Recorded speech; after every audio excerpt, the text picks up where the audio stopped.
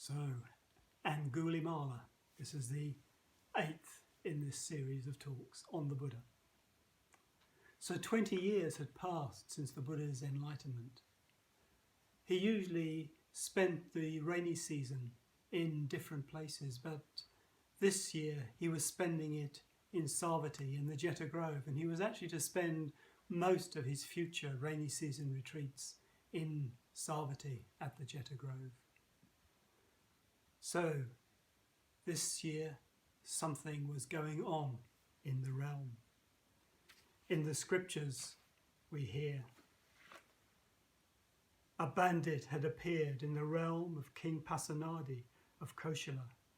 He was called Angulimala, that is to say, finger necklace, and he was murderous, bloody-handed, given to blows and violence, and merciless to all living beings. Villages, towns and districts were laid waste by him. He went on murdering people, and he wore their fingers as a necklace.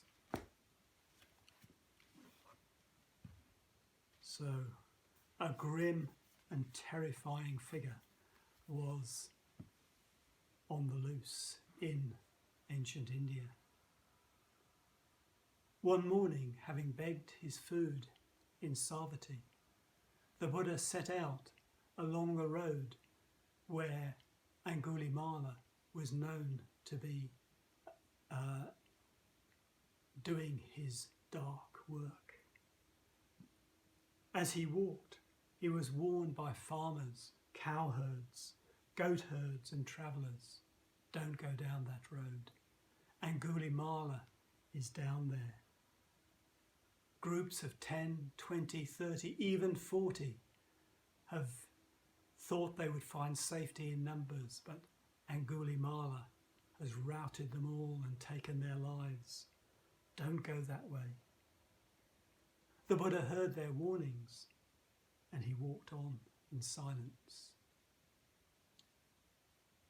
So some way out in the countryside, Angulimala had found a vantage point and was looking down the road. But for many hours the road had been empty. He'd perhaps seen just a stray dog, a few wild animals, otherwise nothing. Then in the distance he saw a figure walking steadily in his direction. As the figure grew closer, he realised it was a monk. He thought, what sort of fool is this? A fool or a brave man? Does he think because a monk I won't harm him? Whatever, fool or brave man, I'll have his life.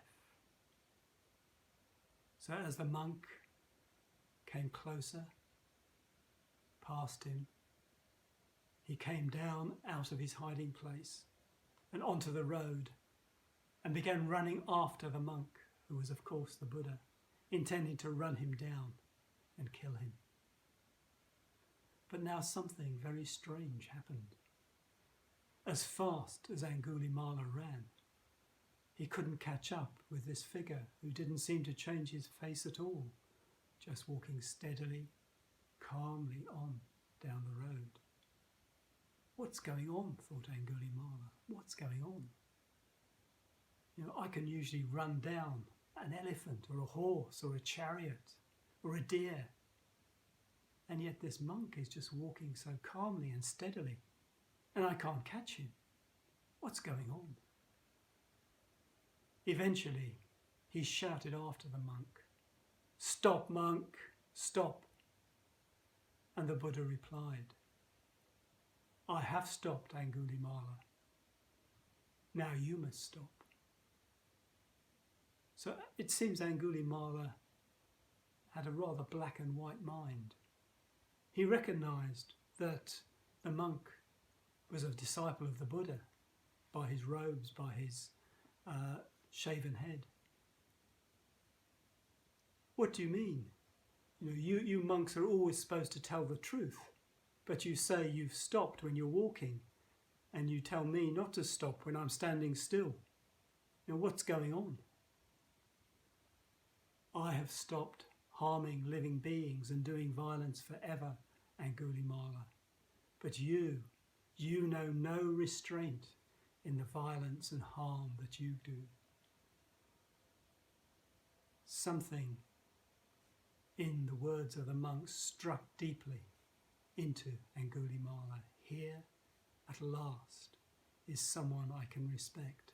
Here is a teacher I can respect and follow.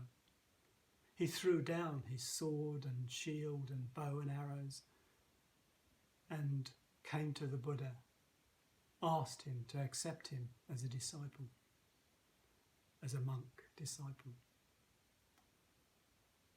So we see now the Buddha and Angulimala now in the robe of a monk walking back, head shaved, finger necklace discarded, walking back to the Jeta Grove.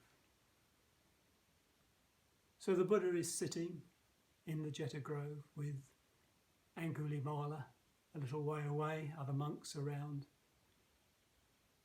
Back in Savatthi, there's a great clamour outside the palace.